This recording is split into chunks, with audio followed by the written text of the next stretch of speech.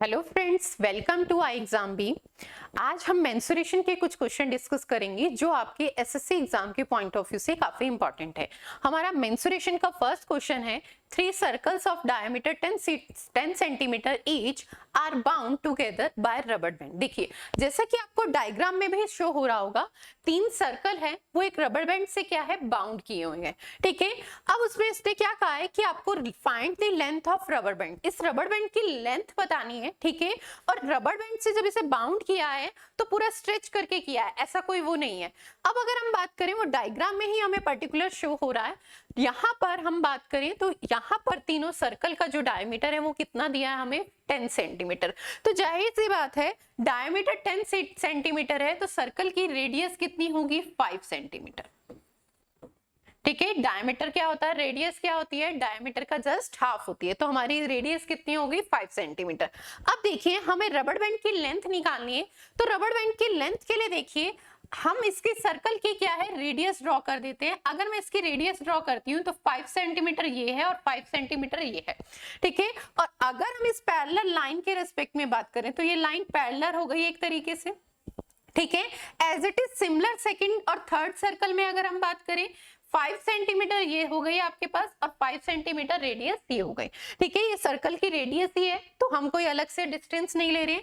Next में अगर हम बात करें, वही सेम चीज, सर्कल की रेडियस 5 सेंटीमीटर, अगेन ये 5 सेंटीमीटर, तो ये कितनी होगी। और अब अगर हम बात करें तो इसको पैरेलल ले लेते हैं। ठीक है, जैसे ये आपके पास डिस्टेंस पैरेलल हो गई, ये डिस्टेंस पैरेलल हो गई। ठीक है, और ये डिस्टेंस पैरेलल हो गई। ठीक है,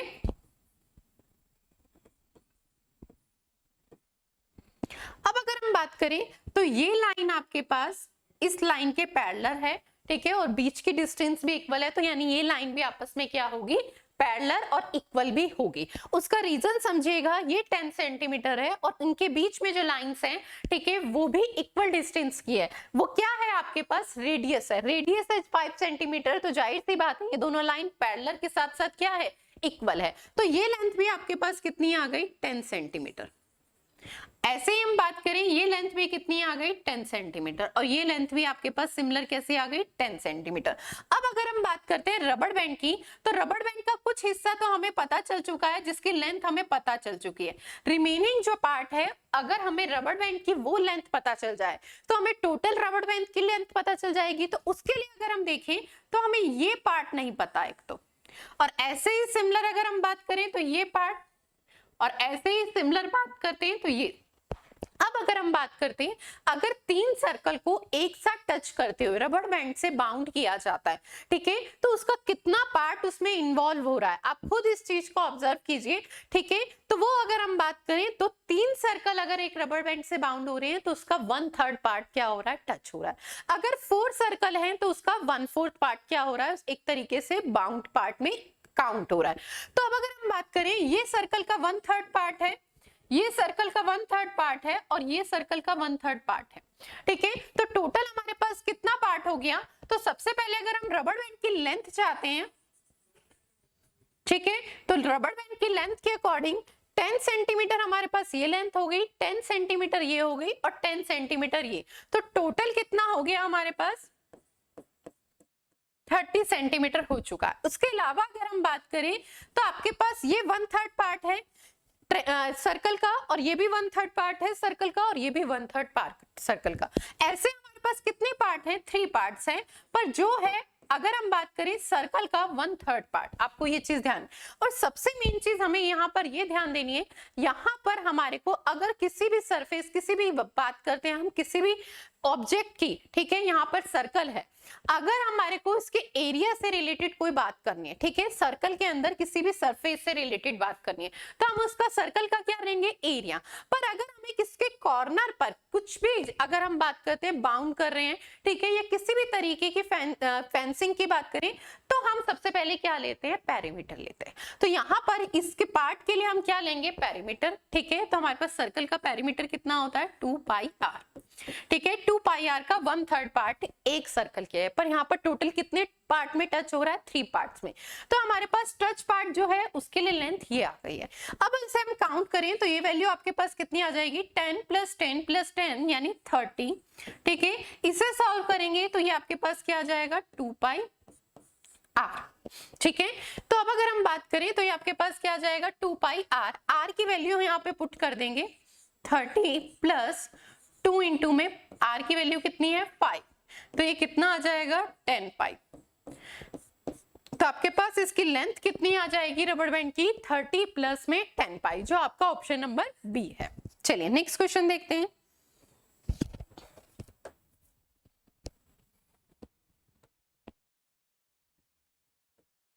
ऐसे ही नेक्स्ट क्वेश्चन में हम बात करें, 4 circles of diameter 14 centimeter each are bound together by the rubber band। Next अगर हम क्वेश्चन में बात करें तो सिमिलर कॉन्सेप्ट का क्वेश्चन है हमारे पास, बस डिफरेंस कितना है कि वहां पर 3 सर्कल को बाउंड किया गया था, यहाँ पर 4 सर्कल को किया जा रहा है। ठीक है, रबर बैंड से ही किया जा रहा है एक तरीके से अगर हम बात करें, पर यहाँ पर जो सर्कल की आपके पास डायमीटर है वो 14 सेंटीमीटर, तो रेडियस कितनी हो जाएगी? 7 सेंटीमीटर। अब अगर हम बात करते हैं तो यहाँ पर भी हमें वही बतानी है आपकी रबर बैंड की लेंथ।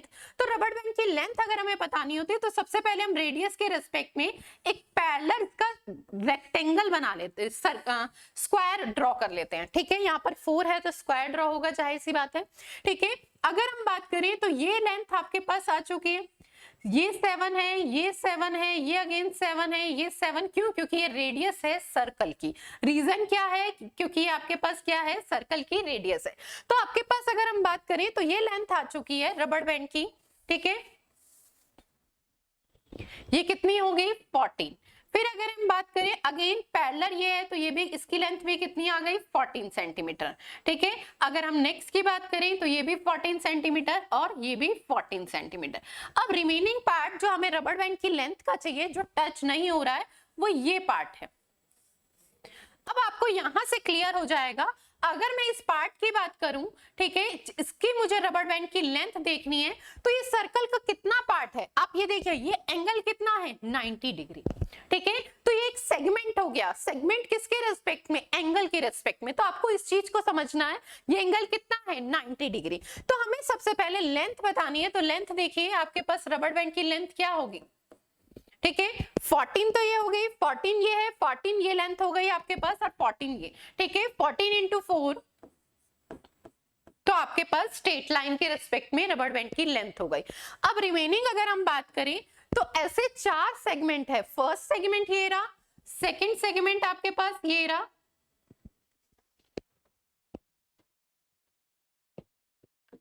सेकंड सेगमेंट ये है, फर्स्ट सेगमेंट ये था, थर्ड सेगमेंट ये है आपके पास, और फोर्थ सेगमेंट ये है जिसकी हमें लेंथ चाहिए। अब देखिए अगर मैं बात करती हूँ, हमें फोर्थ सेगमेंट है जिनकी लेंथ चाहिए, चारों सर्कल की रेडियस इक्वल है, तो हम एक की निकाल लेंगे तो 4 से मल्टीप्लाई करा देंगे। तो सेम चीज है, हमारे पास 4 सेगमेंट है तो हम उसके लिए 4 ले लेते हैं, क्योंकि हमें 4 सेगमेंट की लेंथ चाहिए।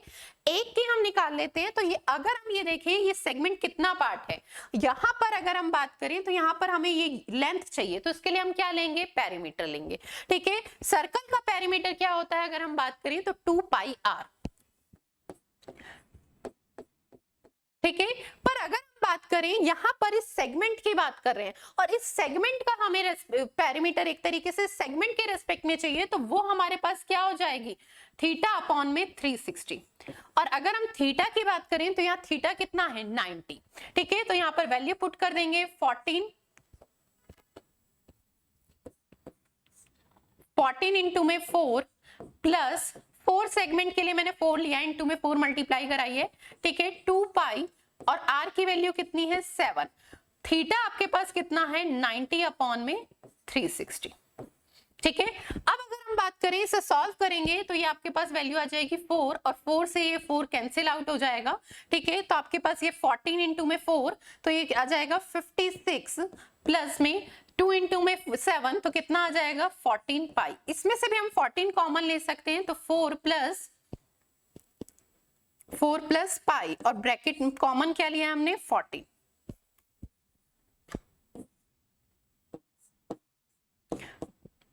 तो आपके पास रबर बैंड की लेंथ आ गई 14 इंटू में 4 प्लस पाई, चाहे आप 56 प्लस 14 पाई डायरेक्टली भी लिख सकते थे। ठीक है, ये हमारे ऑप्शन के अकॉर्डिंग होगा कि ऑप्शन में हमारी क्या वैल्यू गिवन है उसके अकॉर्डिंग हम टिक लगाएंगे।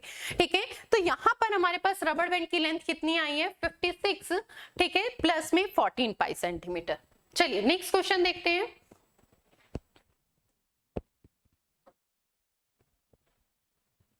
नेक्स्ट क्वेश्चन है 3 circles of A equal radius A centimetre touch each other. यहां पर आपके पास डायग्राम में शो हो रहा है 3 सर्कल है, ठीक है, इक्वल रेडियस, रेडियस कितनी है ए सेंटीमीटर, और एक दूसरे को टच कर रहे हैं। The area of the shaded region, आपके पास जो शेड वाला रीजन है इसका आपको क्या बताना है, एरिया फाइंड करना है। तो देखिए सबसे पहले अगर हमें जिस पार्ट का एरिया फाइंड करना है वो ये पार्ट है, और इस पार्ट का एरिया फाइंड करने के लिए हमें किस पार्ट का सबसे पहले एरिया चाहिए ताकि हम उससे इस पार्ट का एरिया फाइंड कर सकें। तो देखिए यहाँ पर हमारे पास सर्कल है और सर्कल की रेडियस कितनी दी है आपके पास a।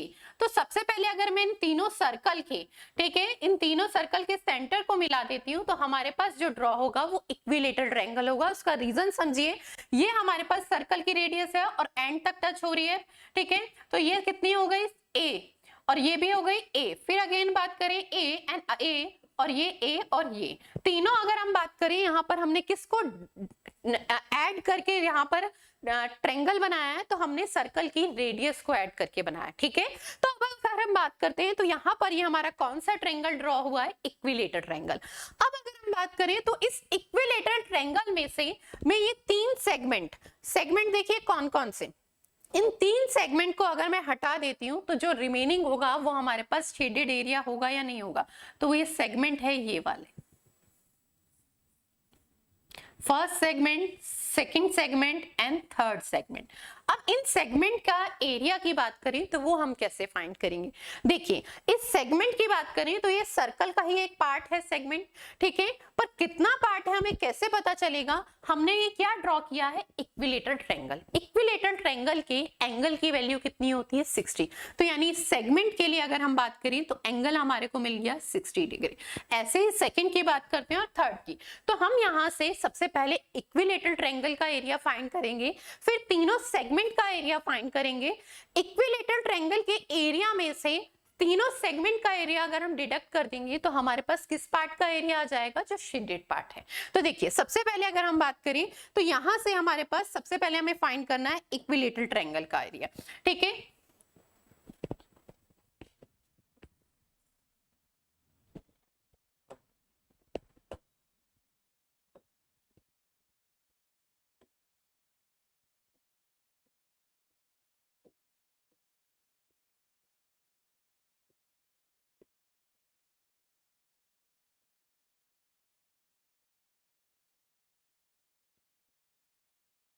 सबसे पहले हमें इक्विलेटरल ट्रायंगल का एरिया निकालें तो हमारे पास इक्विलेटरल ट्रायंगल का एरिया होता है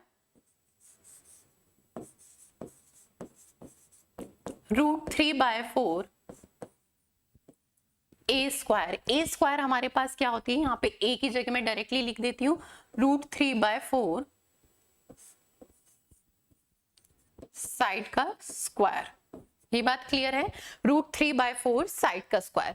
अब अगर हम बात करें तो यहाँ इस अकॉर्डिंग हमारे पास इस ट्रायंगल का एरिया क्या हो जाएगा, √3/4, और साइड की बात करें तो हमारे पास इक्विलेटरल ट्रायंगल की साइड क्या है 2a, तो हम 2a पुट कर देंगे उसकी वैल्यू 2a का स्क्वायर। इसे जब सॉल्व करेंगे तो √3, ये आपके पास वैल्यू हो जाएगी 4a स्क्वायर अपॉन में 4 से 4 कैंसिल, तो ये वैल्यू आ जाएगी √3a स्क्वायर।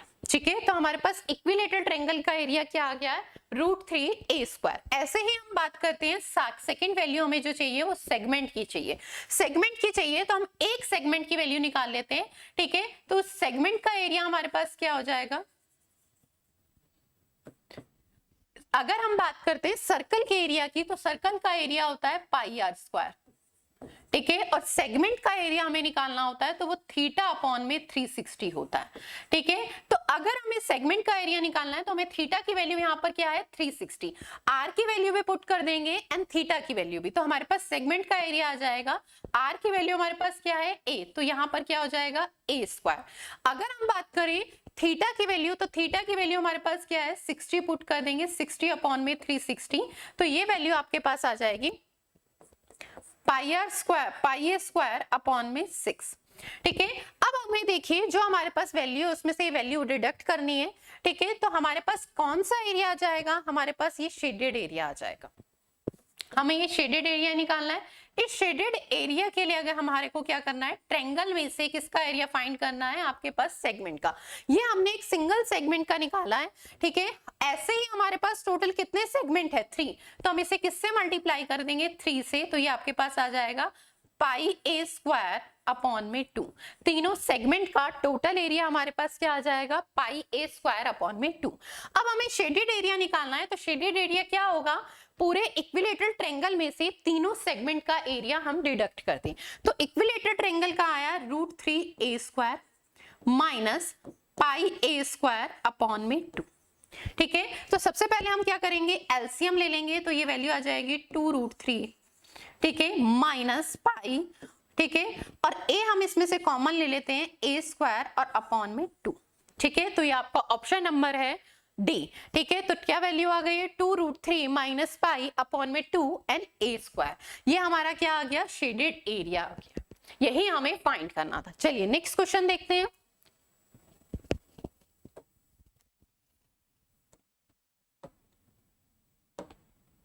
नेक्स्ट क्वेश्चन है हमारे पास, 4 circle of equal radius 14 centimetre touch each other.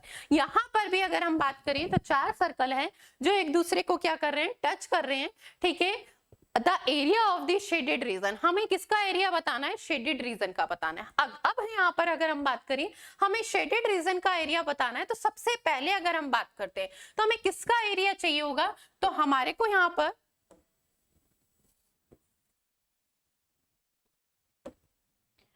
सबसे पहले हमारे को ये स्क्वायर का एरिया चाहिए होगा। और इस स्क्वायर के एरिया के लिए अगर हम बात करें तो ये सर्कल की क्या है, रेडियस।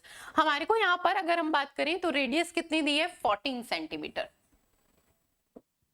ठीक है, फिर अगेन 14 सेंटीमीटर।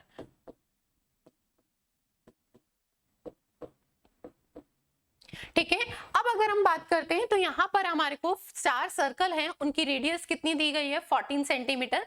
तो अगर हम बात करते हैं तो यहाँ से इस अकॉर्डिंग हमारे पास क्या आ जाएगा, इस सर्कल के अकॉर्डिंग हमारे पास स्क्वायर की साइड आ जाएगी, और स्क्वायर की साइड कितनी हो जाएगी, 28 सेंटीमीटर।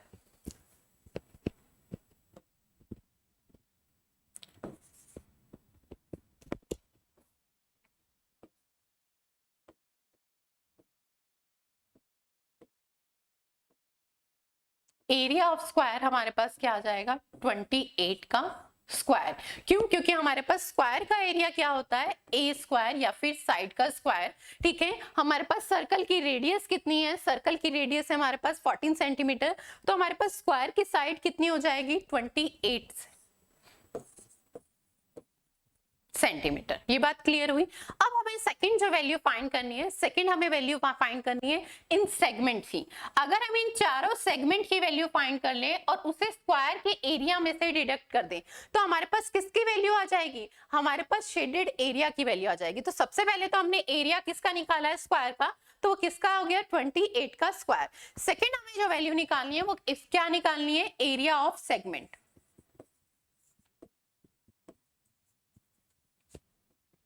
ठीक है, सेगमेंट की बात करें तो यहां पर देखिए, अगर हम एक सिंगल सेगमेंट की बात करते हैं तो ये एंगल आपके पास कितना है, 90 डिग्री। एंगल कितना है, 90 डिग्री। तो यहाँ पर कितने सेगमेंट है, सबसे पहले तो हम देखें तो 4 सेगमेंट है, तो हमें टोटल 4 सेगमेंट का एरिया चाहिए होगा। अब अगर हम बात करते हैं एक सिंगल सेगमेंट के एरिया की, ठीक है, तो हमारे पास एरिया क्या होता है, पाई आर स्क्वायर। सेगमेंट का एरिया क्या होता है, पाई आर स्क्वायर थीटा अपॉन में 360। ठीक है, तो यहां पर वैल्यू आ जाएगी 4 इंटू में पाई आर स्क्वायर। ठीक है, थीटा की वैल्यू पुट करेंगे 90 अपॉन में 360, तो ये वैल्यू कट के आपके पास आ जाएगी 4। 4 से 4 कैंसिल करेंगे तो आपके पास सेगमेंट का एरिया आ जाएगा, टोटल चारों सेगमेंट का एरिया पाई आर स्क्वायर। ठीक है, चारों के चारों सेगमेंट का एरिया क्या आ जाएगा, पाई आर स्क्वायर आ जाएगा। अब हम देखिए, हमें शेडेड एरिया चाहिए, तो शेडेड एरिया आपके पास क्या होगा, आर की वैल्यू हम यहाँ पुट कर सकते हैं। तो शेडेड एरिया हमारे पास होगा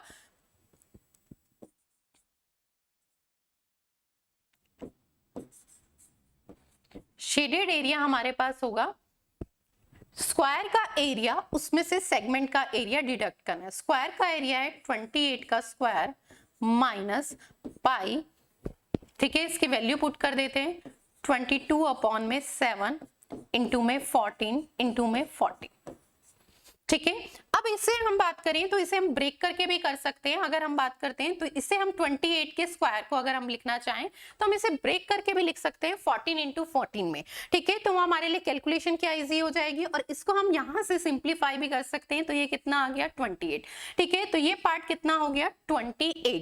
तो 28 दोनों में से मैं क्या ले सकती हूँ, 7 से 14 को कैंसिल किया, 2 टाइम्स कैंसिल हुआ, ये वैल्यू हमारे पास हो गई 28 दोनों में से कॉमन ले लिया, ठीक है। तो यहां पर आपके पास रहा 28 माइनस 22, ठीक है। तो ये वैल्यू आ गई आपके पास 28 इंटू में 6, ठीक है। मल्टीप्लाई करा देंगे,